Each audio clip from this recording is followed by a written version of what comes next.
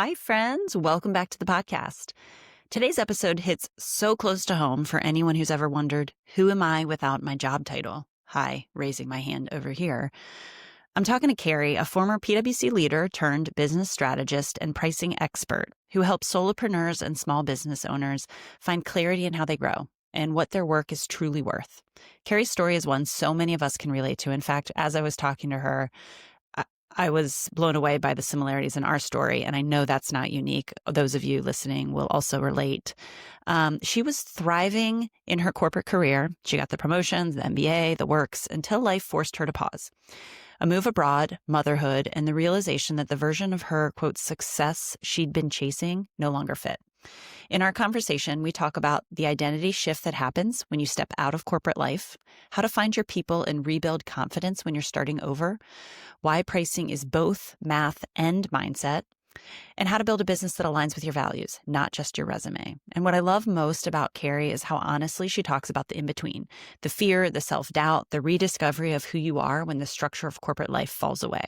So if you've ever been in that space wondering how to translate your skills into something of your own, or how to price your work when it's tied so closely to your sense of self, this episode will feel like a deep exhale. So let's get into my conversation with Kari.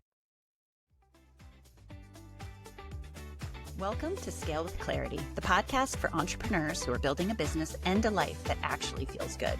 I'm Brooke, fractional CFO, strategist, and mom of three, and I've learned that scaling isn't just about hitting revenue milestones. It's about finding alignment between your big vision and your everyday reality. Each week, you'll hear honest conversations with founders who are redefining success on their own terms. We'll talk about the pivots, the aha moments, and the tough decisions behind the scenes. Plus, the surprising ways entrepreneurship becomes the greatest personal growth journey of all. Whether you're dreaming of leaving corporate, navigating the messy middle, or trying to grow without burning out, this show is here to help you scale with more clarity, confidence, and ease. Because building a business should expand you, not deplete you. Let's scale with clarity together.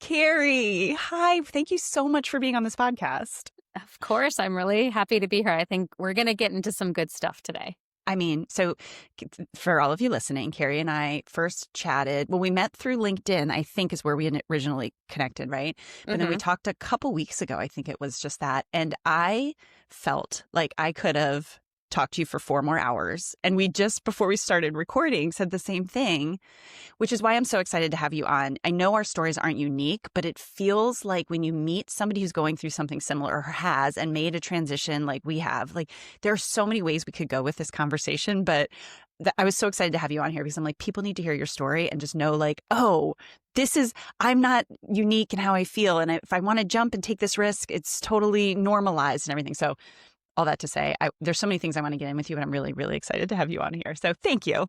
Of course, of course. Okay. So to start, maybe can you just introduce yourself? And then I want to rewind a little bit and talk about your journey to get you to where you are right now. Sure, absolutely. So I'm Kari Huske. I am a business strategist. I'm also a pricing expert.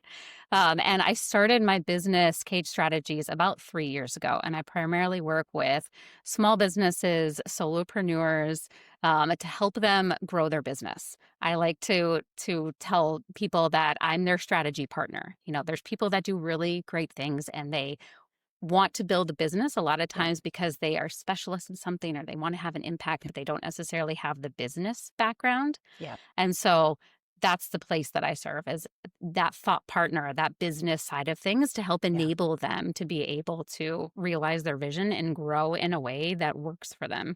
I love that, Kari. And even, I mean, so I have a business background, but I still need someone like you because I feel like when you go out on your own and you're doing something, you can get in your own way, you can get in your own head, there's accountability, I can tell others very clearly, I see where their blocks are and, you know, strategically where they need to lean into in the marketing strategy. But when it comes to me, there's so many personal things you can't, they're subconscious. You can't even see. So for you, I love what you're doing. And I'm like, even if you're in business, you need someone like Kari who can kind of work through that. Unbeknownst to you, you are going to need someone so that you don't feel alone when you hit those dips that you're inevitably going to dip.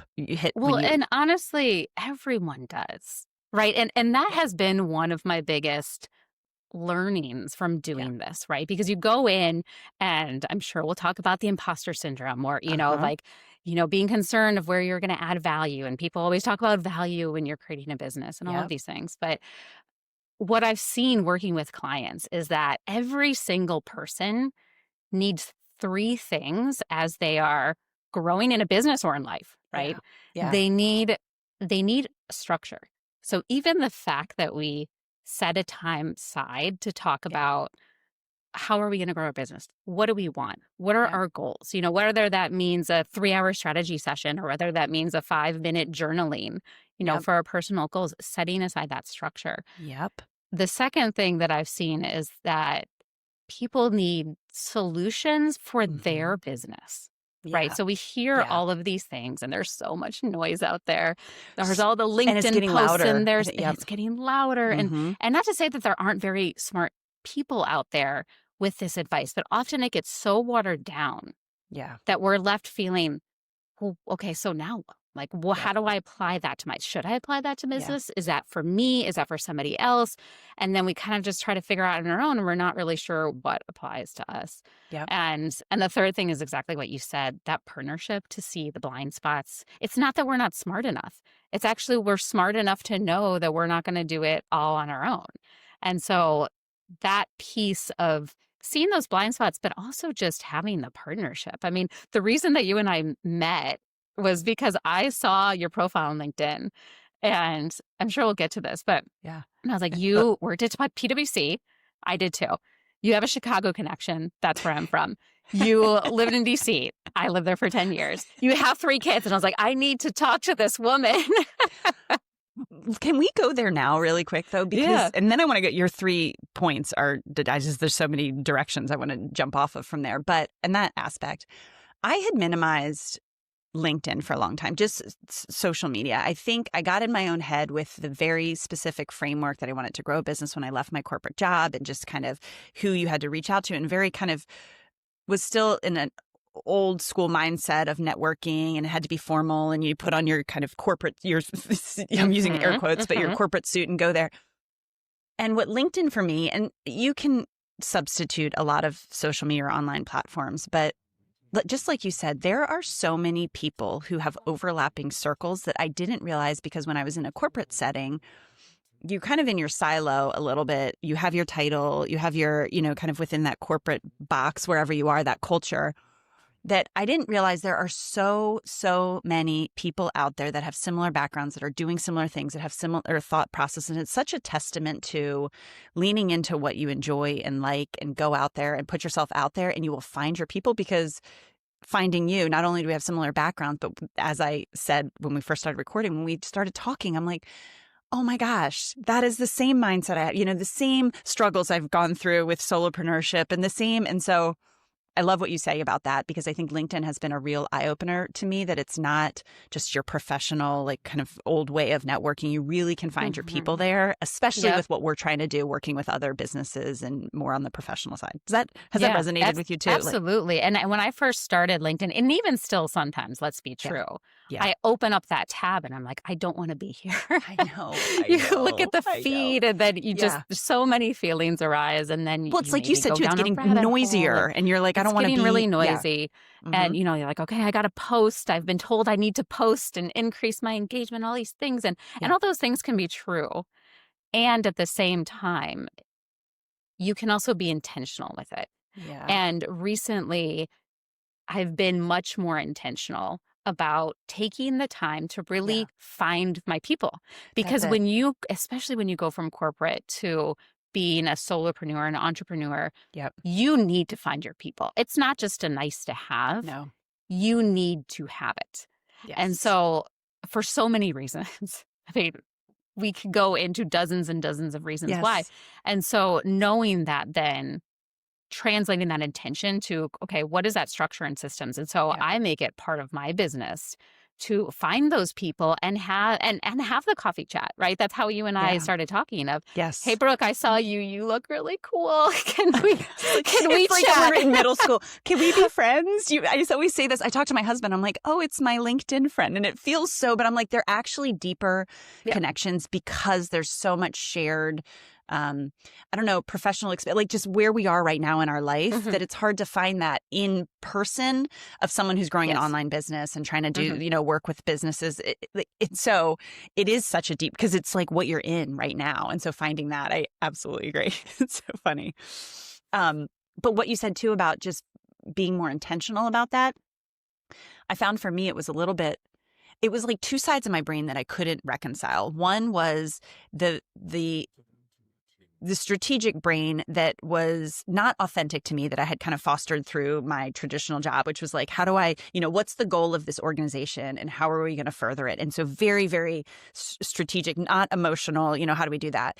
And then the other side of me that really wanted to be authentic and meet people that really resonated with me. So when I thought about how can I be consistent and how do I do that, I couldn't reconcile the strategic part of there's a Hmm. goal in here is to meet Hmm. people that are like me and that can further the business and we can learn from, but also I can be really, truly me. And I had to sit Hmm. with that for a while. And that was like this muscle that I had to strengthen of you can speak your truth and come across authentic, but you will still, by doing that, you will Hmm. inevitably find the people that you want in further whatever those goals are. But it was so hard for me to I had to like shut one brain off and turn one, and it was like Yeah. back and forth and really Right. uncomfortable for a long time. Still is a little Absolutely. bit, but getting a little bit more easy, I guess, for me, it's been 4 years now after having and trying to continue to post and come And I don't across like think that. that your situation is unique. I think a lot of people go through that because, you know, going back to that corporate, Yeah. training that we've had, and not even training, but just what you need to succeed Yeah. is that you always show up with your kind of technical expertise, Yeah. right? That's how you're rewarded. That's how Yeah. you get promotions. That's how you continue to grow. And you also get to borrow the structure of an organization. So you don't have Yeah. to necessarily build these relationships in the same type of way, Yeah. in the same type of relationship kind of connection, Yeah. authenticity way that you need to when you are a solopreneur. And so Yeah. when somebody makes that transition and they're used to always leading with that technical expertise Yes. and looking buttoned up Yeah. and being very narrow in the problems that they solve or what they do, it's hard to make that transition because before in corporate, you weren't supposed to be vulnerable.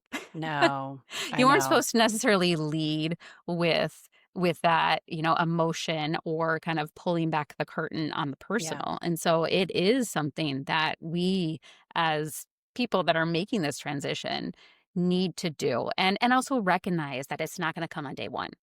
Yeah. And further to that, and I do want to get back to your transition kind of because it's a whole mindset shift, but just like you were saying, n- I actually fell in the school of people that I wanted to come across as authentic, but what I found when you said I absolutely agree. You kind of lead. My whole identity was around my job title and the business that I worked for. And that was kind of all encompassing. That's all you needed to know about me in my mind. So when I made this transition, I actually didn't know anything. I'm like, what about me would anyone care about?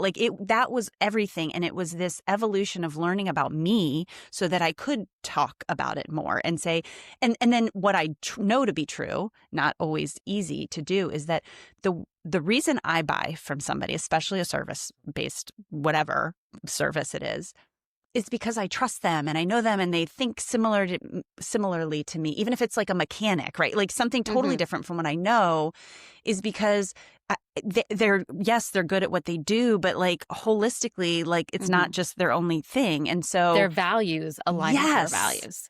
And And you I knew can't that. tell that just from the technical No, expertise, right? right? And It's from nor that conversation, those side conversations, finding the commonalities, however small they might be. Absolutely. And like you said, and to your like business coaching and advising too, I'm like, someone can be the best, most strategic mind in the world. And I know they're going to get me from A to B. But if I can't relate to them on a deeper level, I know for me that will never work because Mhm. every meeting, it will not, so they're absolutely. But I don't want to minimize the fact that saying it and doing it is very different, not only for your nervous system because it doesn't feel comfortable, but also you might not even know that. And so Yep. for me, it was like, I don't know what else. So it's this evolution of really truly learning yourself in a way that I never had. Some people are really good at that, but I know that I had kind of shut that down for so long. So it's been this Mhm. process of learning. Yep. Um, Can we go back a little bit to you mentioned PwC, you mentioned Chicago. So can you talk a little bit about I keep saying traditional, but I need it different. But before you went out on your own, what was your job then? And what functionally was your role? Yeah. So I love how we just kind of jumped in. Oh no, but that's like, and we're going to jump back too, because I still want to go back to your structure. We will. We'll get to the frameworks. Yes. This is the whole point, right? The frameworks are important and they're needed, but we also need to understand that backstory. We need to understand people's stories. Well, and I think that's where the biggest learning, at least for me, has been hearing other stories and saying, I see myself in that. And, that was not always... You share your story. It's not always somebody's path that they thought they knew, but have evolved into it, and the learnings that come from that. So yeah. And my path that I thought I was going to be on definitely took a pivot that I hadn't expected, and that's why I'm here. So I'm originally from Chicago, and then I worked in DC for about 10 years. I went to DC because I had always wanted to. I always had this brain to marry the impact with the business. So I did my undergrad at business, but I also always really wanted to work with organizations that were having an impact. And so I studied abroad in Nicaragua, which is not kind of the traditional path. Everybody was going to London or Paris, and I wanted to go to Nicaragua. And that's where I learned about the international development industry. Oh, I love that. And so there's a lot of people that do international development, or they do, foundation work, things like that. But I wanted to marry that business side. I said, okay, how do I use my business brain to make sure that these organizations or these programs are both impactful and financially viable? And so I found myself in DC and started working with international development companies. And that's exactly what I did, is that program design, but then also how do we make the numbers work? And what story is the numbers telling us? And so in those jobs, I focused on pricing mainly and financial management of these programs. That's also what brought me to PwC. So when I was in PwC, I led a team that was working on government contracts writ large. And there I got to nerd out in my Excel and, build these pricing models that were 25 tabs long and had macros in them and all these really fun, cool things. Right? Get lost in the Excel spreadsheet. Get lost in the Excel spreadsheet.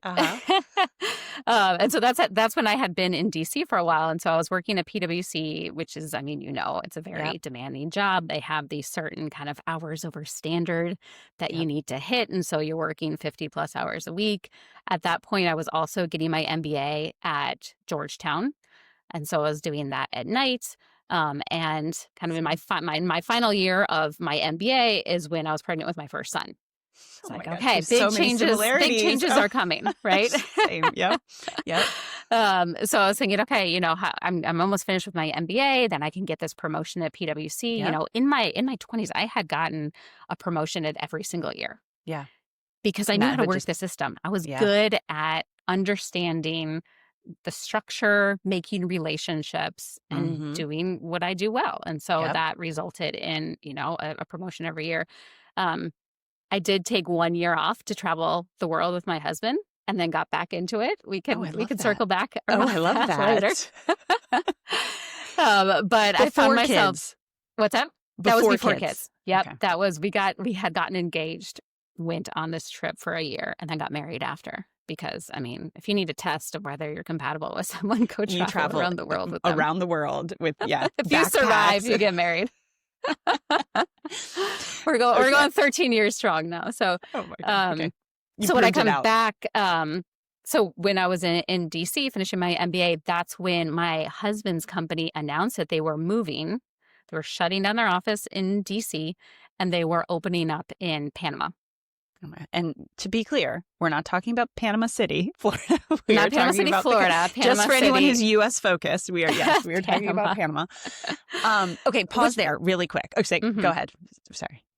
Ask your question. This could be a long story, short story. No, we're gonna dive into this. But before that decision came up, you talked about the hours at PwC, and this isn't to throw any company under the bus, but did you think you were happy in that? Was there fulfillment in the progression, like you said, every year getting the promotions? Like how were you feeling in the moment before well, before getting pregnant, I guess, and finishing, that also changes things. But what was your fulfillment level with the job and the corporate job? It's a good question. I really enjoyed it. So I Mm-hmm. had been at other organizations, and I mean, PwC is a great organization. There's Yeah. really smart people that work there. Yeah. The hours are long.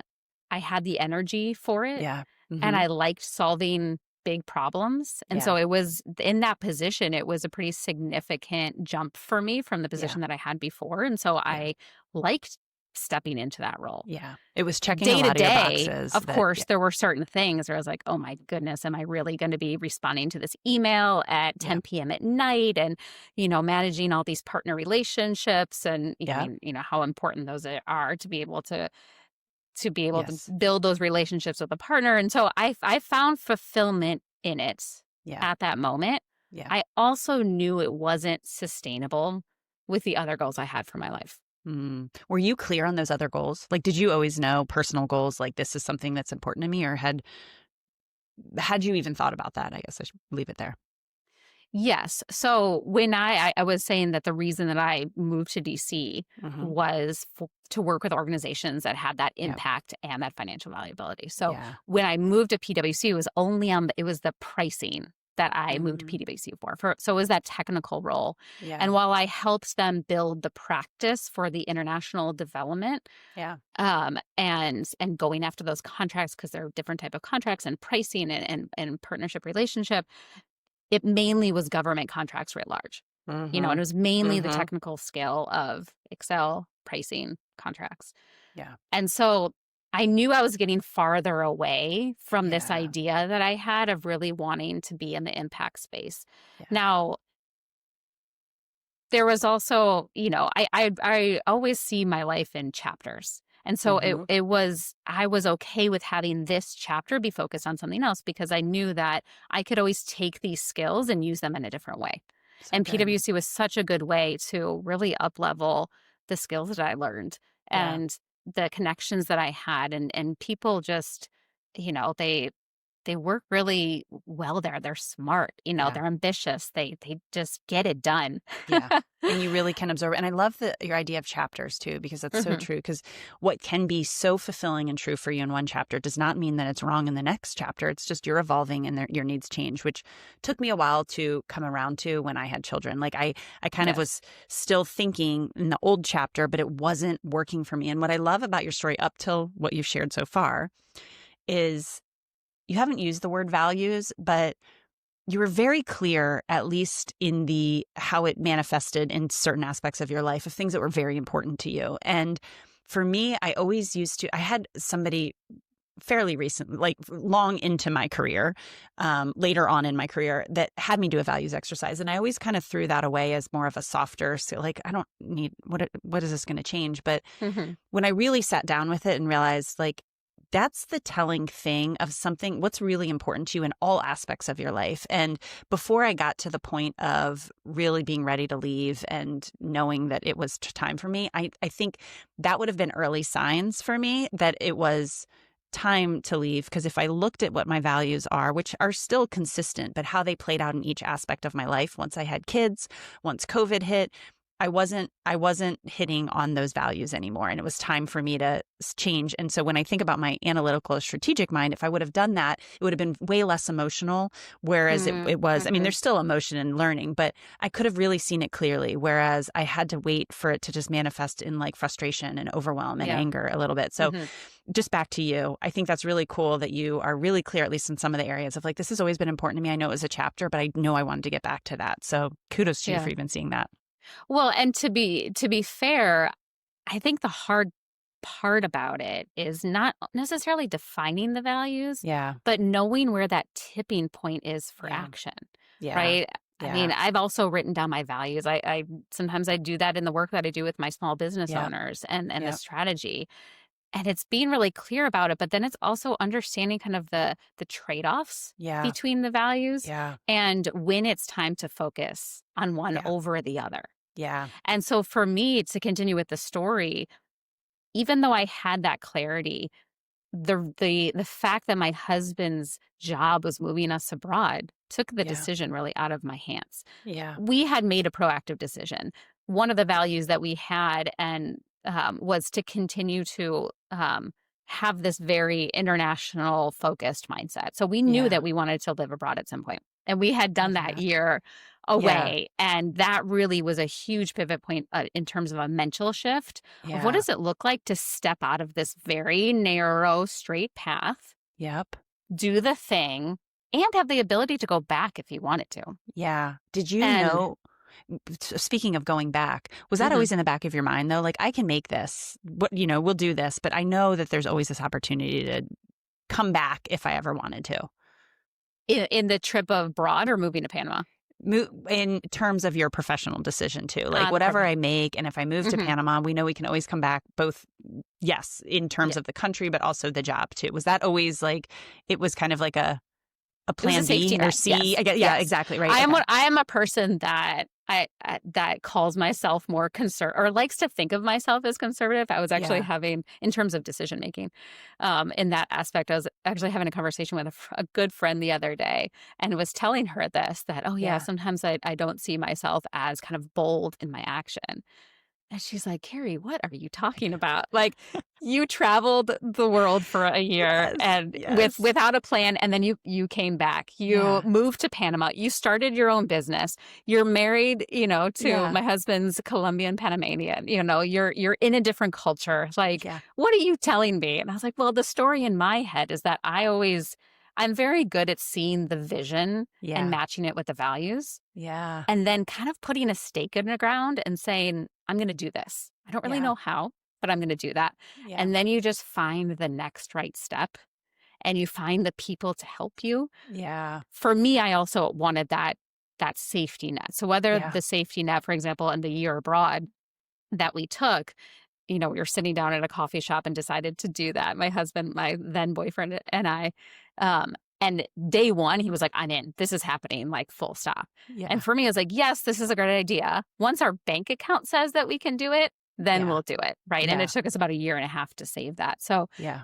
and for me too, I needed to see that path back to where I could go after that. So So, you and weren't in this totally example, that severing a trip, tie. Yeah. right. And as it happened so I was at a position at one company and I left to do the trip. And then when I came back, a former colleague had moved to another company and he had that same type of position opened, like interviewed, got the offer a week later for 25% more. So it was just like doing this Like exact same thing, like yeah. getting Universe was like, exactly on the here, same path this that I is wanted. oh my gosh, Yeah. I love So, that. so for me too, moving to Panama, which is of course the bigger move, I always thought that in the back of my head. Now I don't know, crisis is the right word, but the reality Yeah. hits that after a certain period of time, that safety net Yeah. wasn't necessarily a viable option anymore. Yeah. What was And the trigger for that?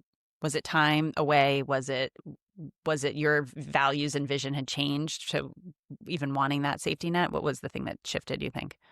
it was time. And it was also, I mean, to be frank, it's just that industry does not exist anymore. Yeah. So international Yeah. development, USAID in the Yeah. States, the companies that I worked with, Yeah. the funding is not there Yeah. to be able to go back to that particular job. Now today I can say I don't need that safety net. I don't want that. But Yeah. it was definitely, a point where I felt shaken Yeah. because you always want that safety net. Yeah. What can I do? What can I do? Yeah. And so that my idea of the safety net has evolved over time. So yeah, that's where I am right now. So when you and your husband made the decision, we're gonna move to Panama. We're gonna follow his job.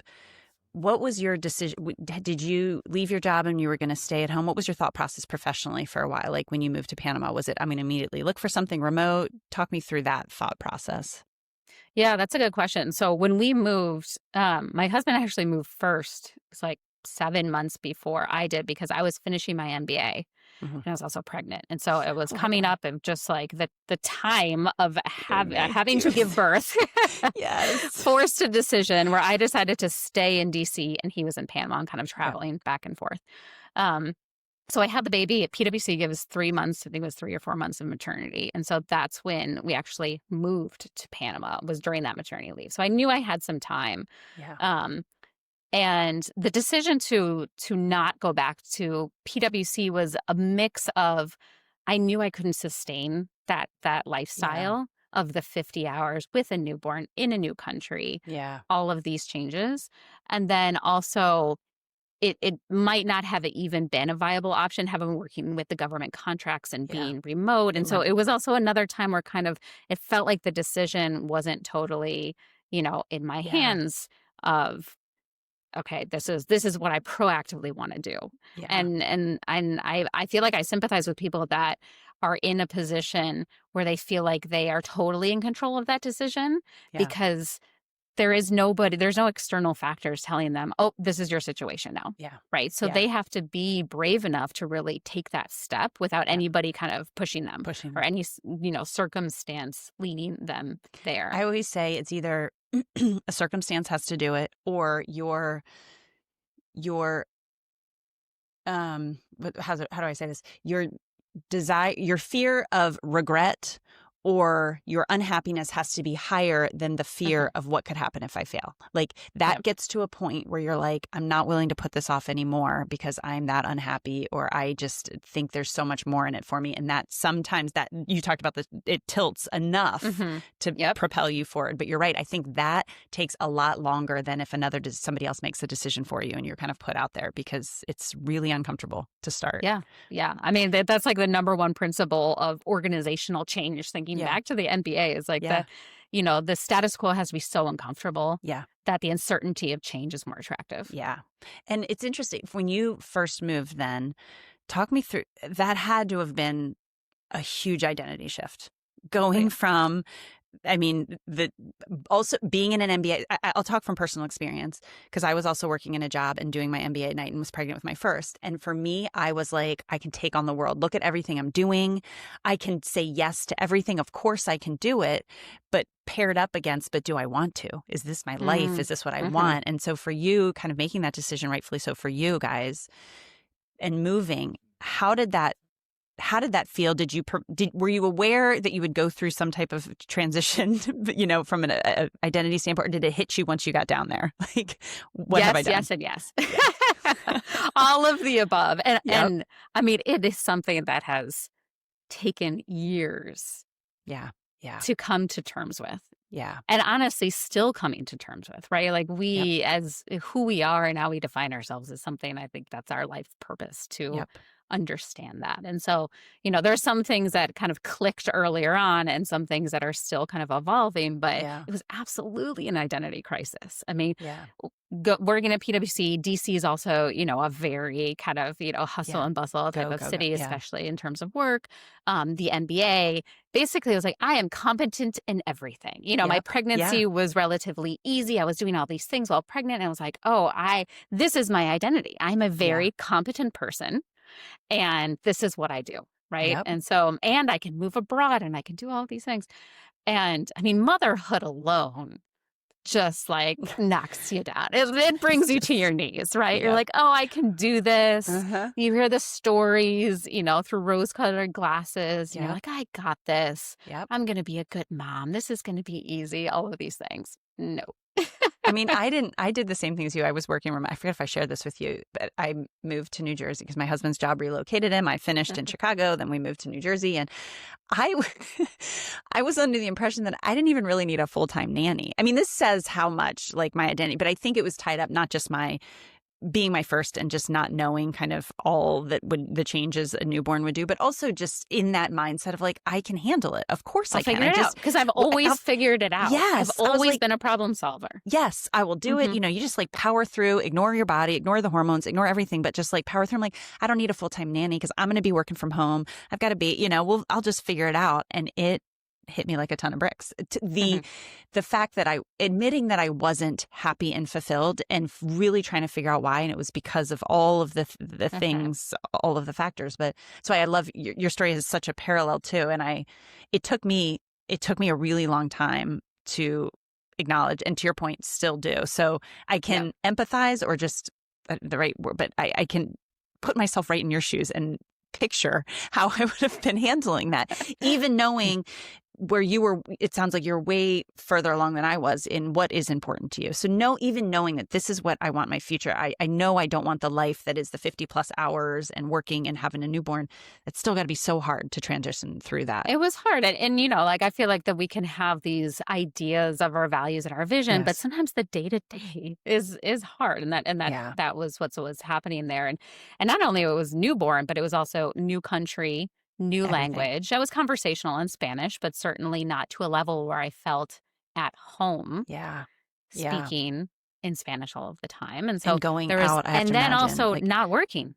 I had so much of my identity in being capable and working and then not working. And so I ended up taking like a year and a half off, which I knew that I wanted to take some time off. Yeah. And then there came a point where I was like, I need to reclaim some of that identity. I need to work. You know, my son was a year and a half at that point. So I was able to have some more flexibility there. We did have a nanny at home or access to help. And so I started working. Well, first I started thinking of, okay, I want to build my life here. I want to see what is available for me here in Panama. And I kid you not, I was having such a crisis of my competency because of all of these things. I was applying to assistant level positions. Kari, same. I was applying to gyms to be like a front desk. I was like, I need something. Same. Something. You're like, oh, I could do this. Maybe it'll be fun. I'm just learning. Yeah. For me, a huge part of it was the Spanish. Because I was like, oh, I can't speak professional level Spanish yet. And so I'm going to like go to the least common denominator in this, you know, qualifications. Yeah. And that's where I'm going to slot myself in. And so, you know, I was looking for all these things. I had applied to some, interviewed for some, and a couple of the interviews, they're like, wait, why are you even here? Yes. You know? I'm like, I can't even get these jobs. And it was because like you're overqualified. Go home. I'm like, but if I want it, shouldn't I be able to get it? It's a blessing. And it was a blessing. Absolutely. Absolutely. And what ended up happening was, then I reached back to my network in DC and I started just doing some fractional work, which ended up being great because I have that flexibility and I was doing the work that I liked. I was working with the team that I liked, you know, having that flexibility of the hours was really great. And so I did that for a while. And then I had my second son and then I was kind of on I want to be a little bit more local because I really missed being with, you know, people and being, you know, working as a team. And so I ended up applying to this job at the United Nations here in Panama. And as I was looking at the job description, I mean, it was written for me. And I don't say that just on my own ego. As I had applied to talk to the HR people, they're like, you could not have been a better candidate for this because it was the international coordination, it was stakeholder engagement, it was the financial planning, it was the, you know, capacity building, all of these things. They were looking for a unicorn and you were that unicorn for them. That happened to be in Panama and live like a mile from the UN office. So what happened was that I almost didn't apply. It was, I can put myself in this position because I had a 3-week-old newborn in my arms. And it was 11:50 at night, and the application was due at midnight. And it was done. I mean, these UN applications are really long too. Like I had put a lot of effort into it. And the only reason that I pressed submit was because I convinced myself that I could, you know, turn it down if I wanted to. Yep. And that the UN takes forever to do hiring processes and like, okay, you know, put it out of my mind. Yeah. At midnight on Thursday. I got a call on Friday. Interview Monday, offer on Thursday. Oh my! Can you start next week? You're like, well, decision time. Decision time. Were you still working fractional with some of the network that you had reached out to, or was that like kind of project? Yes, but it was project based. Yeah. So I had kind of ended that. I was actually working on a project. And at the time, having a 3-week-old, 4-week-old at this time. So thankfully, I ended up taking that job. And it was a great job. I was with the UN for almost 2 years. But that was also, it was a big turning point for me in this imposter syndrome, if you want to call it. But also, it was like that fire that I needed to prove that I can do the thing. Right? So the position required a lot of me and in Spanish.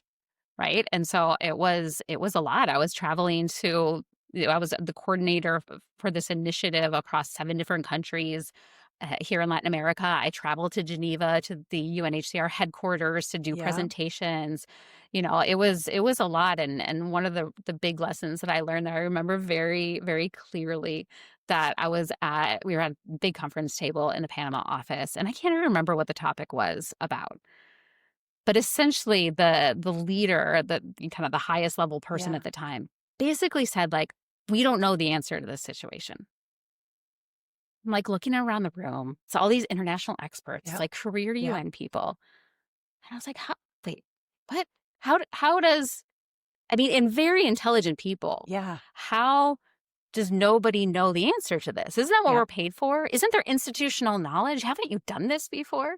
Yep. And as we were having the conversation at the table and people were, talking and bringing their opinions and bringing their experience and trying to relate it to this particular problem that we were trying to solve, that was one of the aha moments that I had. Mm, Because it wasn't yeah. about you have the expertise and No. qualifications and that's why you deserve to be at the table. It's because you are a problem solver. And we're going to It's create this space at this table and recognize the issue.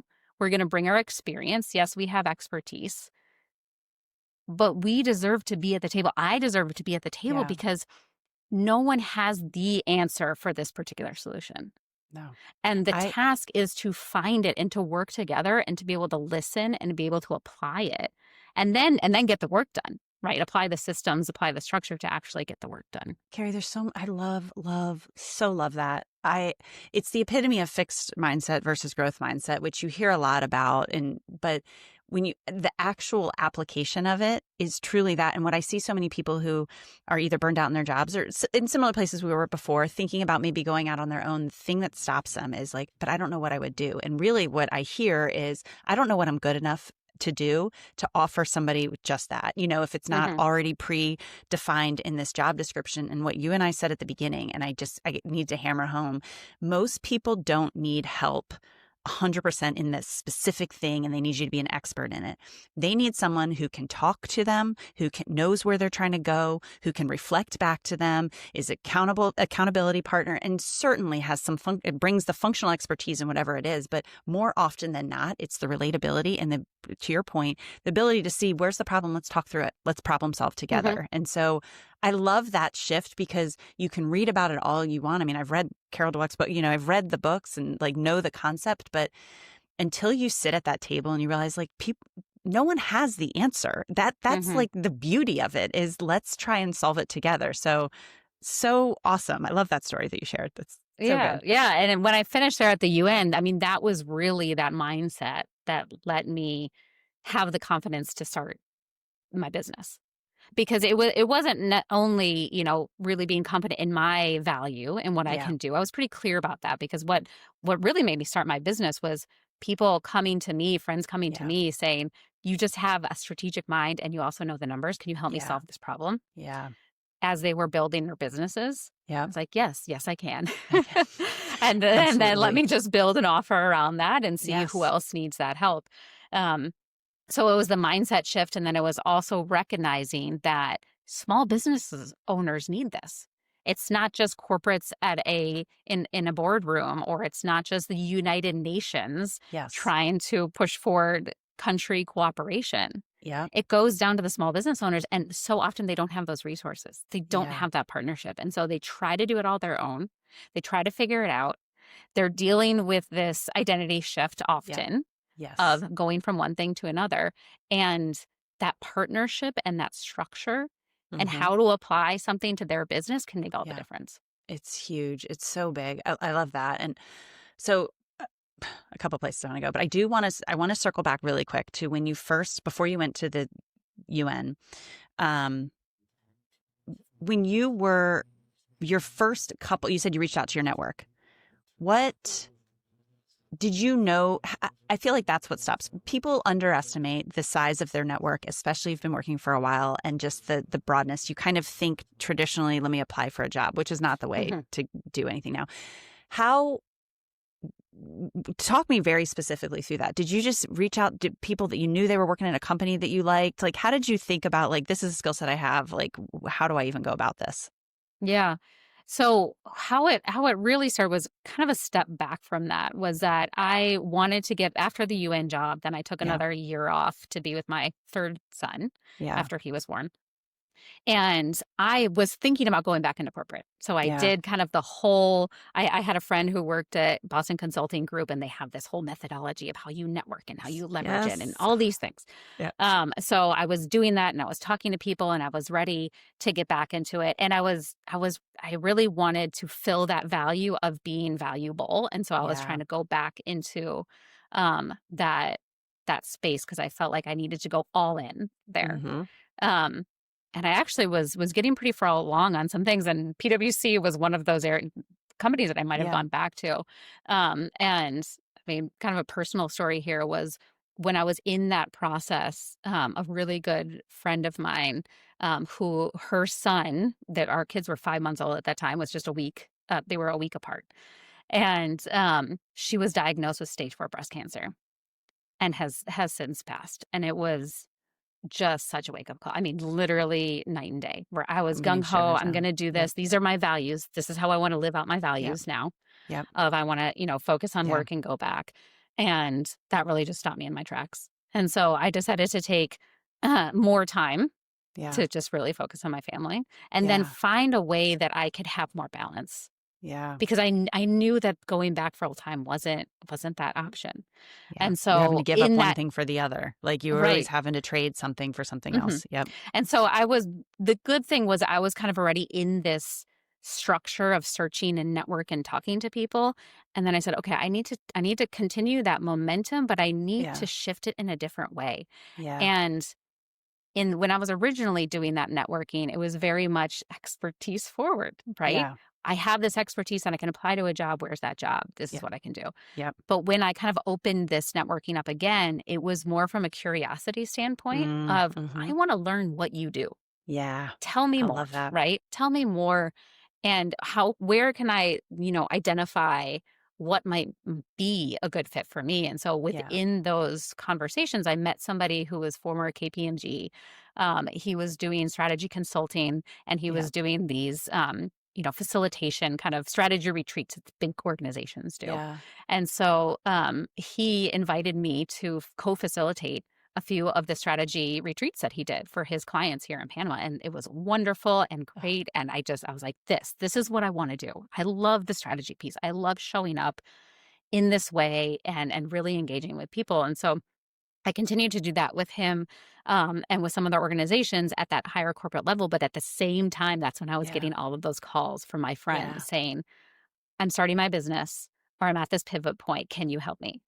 I And love so for that. me, it was, how can I right size all of this strategy work, the Yep. pricing work, the finance work that I had done for small businesses? And that's really what started. Okay, now I can start to create this package, or how can I start to Yeah. even help people? And what I did, and I learned from others that did the same thing, that was just good practices that you learn having these types of Yeah. conversations, is I said, okay, let me package what a strategy package could look like. Like, what does that Yeah. even look like?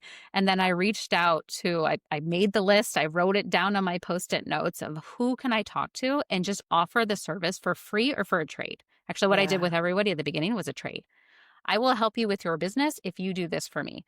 So Yeah. one person helped me with my website, another one with my branding, another was a coach, and so she helped me, in a certain way. And so that's kind of where I was able to test Yep. in a certain way, and then just keep building from there. I, I want to pause, and then I want to go to the next thing that this naturally leads me to. But first, I love that because there's a couple things. One, I think it takes an assessment of what you like doing. And of course, like, which we're used to doing a little bit from a resume standpoint. And what are your skill sets? What have you done in the past? But it also takes, I love how you said, open yourself up with these coffee chats, because you don't know what you don't know. And I think I'll speak from personal experience, historically have kind of tried to fit ourselves in the box of what the job needs. And if Mhm. you open yourself up to say, okay, here's what I know I come with. Here's what I know definitely don't want, I don't like, here's what I like doing a little bit more. You have these conversations, and you said this earlier on. It's like the breadcrumbs that lead you to what might essentially be the thing that you love doing. And it's hard to be in your head and know that. You've got Mhm. to kind of say, like, this retreat thing, like, which is awesome, because then you say, and it might not be 100%, but it's like, oh, I love doing that aspect of it. And then you say yes to something Mhm. else, and you're continuing to refine. And the Yeah. thing, you and I joked about this before when we first talked, is if you are somebody who at least is definitely the analytical mind, but I think you and I both left our jobs with a very clear kind of like business plan and maybe the framework we were going to have businesses work through. And that has totally evolved, because Mhm. it should, as you Yes. start doing, and not only because you're getting feedback, like you said, from what works, and what, as you traded services, you're getting feedback, but you're also figuring out what you like. And do I Mhm. like, doing an all day strategy session? Do I like working with this type of a client? How does that? So I love that aspect of kind of coming with like a gray, I don't know, like a mesh, there's like Yeah, a you have to be framework. curious. Yes. You have to be ready to learn and not just say this is 100% of the value that I'm going to Yeah. provide up front. Yes. And I have this conversation all the time with clients, especially around pricing, Which is what I want to get is into. about value. Right? Mm, You hear all these things about you have to price your value, or you hear these things about you have so much value, and so you need to create value, you need yep. to offer value. So often when people are starting out, that's a really tall order. It's a huge That's a, order. I And mean, taking everything that we just talked about, how are you supposed to define your value and put a price on it, by the way, when day one? too, you're still, learning and figuring out what others like. And I Hmm. want to, I want to get your thoughts, because you also said that I think where a lot of people are is you may start out by just trading your services, because you're saying, hey, can I do this? You're getting feedback. And oftentimes I see people get caught up in transitioning from the free service or the Hmm.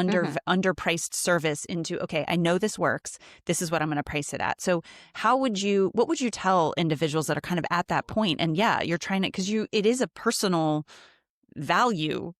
How, Hmm. you're dealing with a lot of like your own imposter syndrome of what am I bringing to whatever this new client is. So what do you tell people, or where would you start? Yeah, so I think that there's kind of two aspects to look at. One Yeah. is how am I starting out? Right. So Yeah. thinking about this kind of experimentation, trying to get off the ground from kind of this concept or really market need to concept to minimally viable product, if you Yes. will, right? These kind of Yep. traditional stages of any business.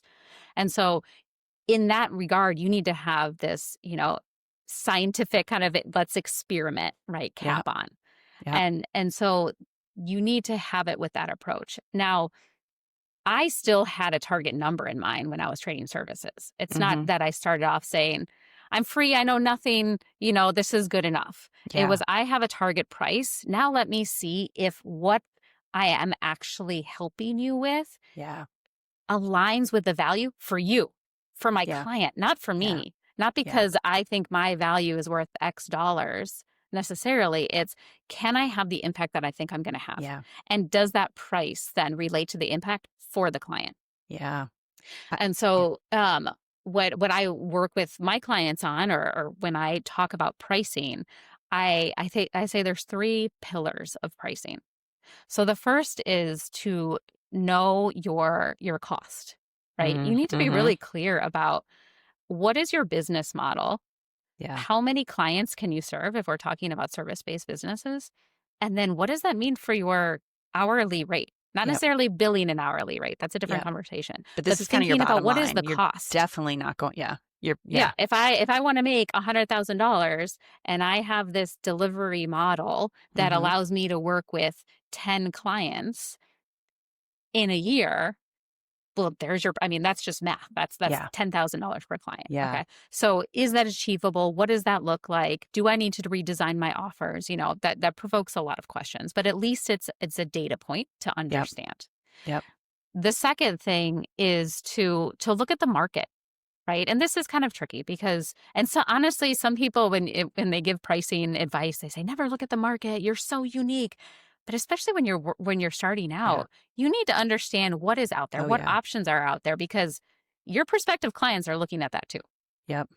And that is a certain anchor point that you need to be aware of, and aware of how you're differentiating yourself, right? Yep. Because it's not just seeing what else other people are providing, but it's usually not apples to apples. Yeah. And I so how are you differentiating yourself in that market to have, a certain benchmark, if you will? And Yep. then the third thing is, how do your clients value the Mhm. impact? So Yeah. it's not about your value, it's about the value that you're providing for them. Yep. And the more that you work with clients, and I work with my clients a lot on this, of how do you calculate that?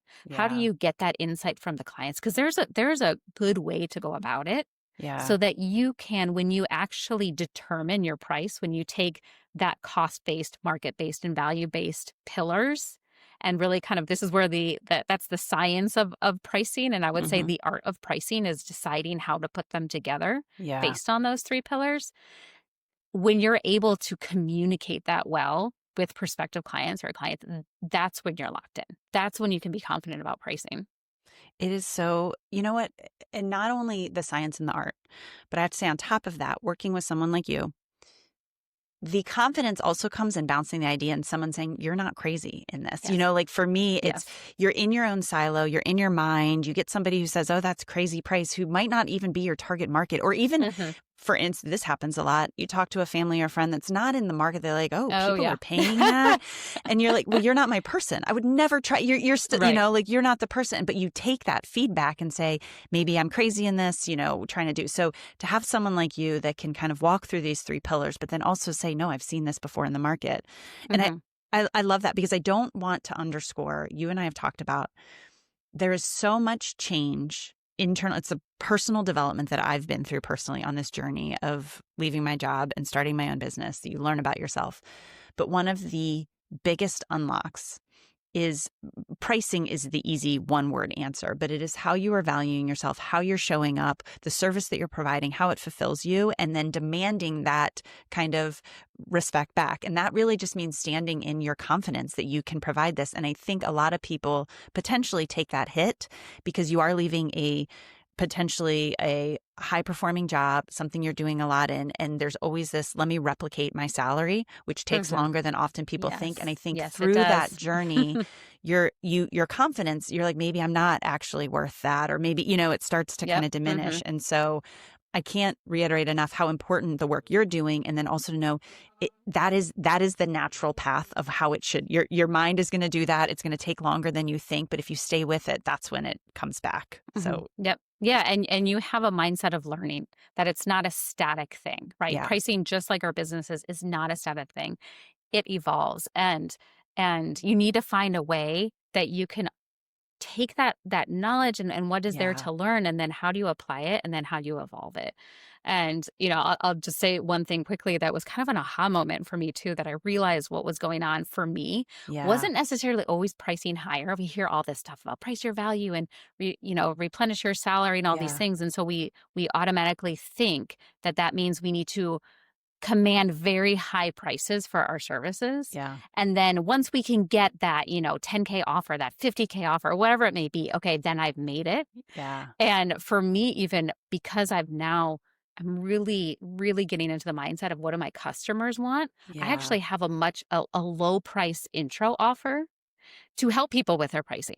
And yeah, for me, it was coming up. I was kind of getting uncomfortable with it because it was, it's priced at 475 right now. yeah, And I was like, wait, I used to work at PwC. I used to do all these things in yeah, corporate, and I have this low priced offer.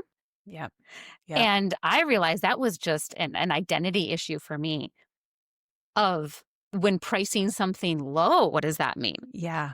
And And it was kind of like an oh, aha, but really what made me confident in it was because that does not define who I am first. The price does not define who I am. And I came up with it because that's what my clients want. yeah. And And that's what it's, they need. And this is how I can help them in a very quick way to get yeah, started. This is the next right step. Not yeah, everybody is ready for this long-term 6-month engagement, strategic renovation on yes, their business. but sometimes they just need that quick advice, that quick fix, that acknowledgement of what is the next step. And so for me, that makes me confident in what Yeah. I'm offering and how am I pricing it. Carrie, I love that because it's meeting the customer because the mindset for me has been the lower price offer. What I don't equate is that I'm also offering less. So Yes. there's, I Mhm. have, there's a natural, I think, progression where you over Oh, yeah. deliver to a Oh, client, yeah. especially coming from a maybe complex, highly, like Mhm. international corporate environment. That is not what a lot of, if you're working with a small business, an individual, a Mhm. solopreneur, even a medium-sized business, that's not what they need. They don't need that complexity. And so oftentimes it's an over deliverance. So when you think about lower pricing, you think you're still delivering all that and just, minimizing your prices. And so the reframe for me and what you're pointing out too is it is a small snip. You're giving one piece of everything you can do, but you're breaking that apart and saying, this is what they Mhm. need right now. This is the one Right. change they need. This is the price that I'm going to meet them at because this is going to match my value for that. So I, I couldn't agree more. I love that. So if people are listening and everyone should be like, yes, yes, yes. How do they find you? Where do they go if they want to work with you? Kind of what are you offering now in terms of solopreneurs and small businesses that are saying, I need this help? Yeah, absolutely. So if you can find me on LinkedIn, you can find me on my website at kh-strategies.com. That's kind of the first way. I also have a newsletter that you can sign up for if you want to kind of hear that background either on my journey of building my business or on my clients' journeys as they navigate through growing their businesses. Mm-hmm. The second way I would say is I love these coffee chats. I think that that's genuinely a way to build connection. Yep. And so I structure that into my day. I structure that into my week. I love that. And so if anybody, wants to have these types of conversations and just build real connections, I think there's so much value and power in that. And then Oh my God. the third way is how I help my clients. I have a strategic growth program for businesses that are at this pivot point that they want to grow. And they might not know how or exactly how to get there, and they're looking for that Mm-hmm. partnership.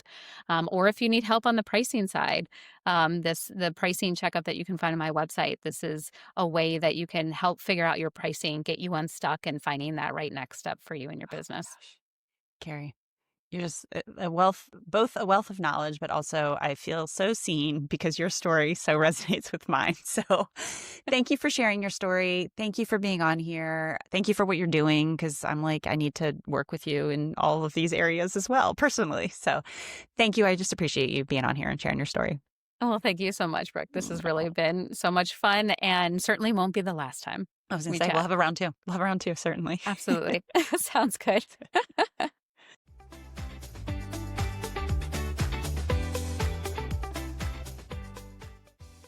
I hope you enjoyed this episode of Scale with Clarity. If it sparked something for you and you're wondering what your next step might look like outside of corporate, I created a free tool called the Clarity Compass.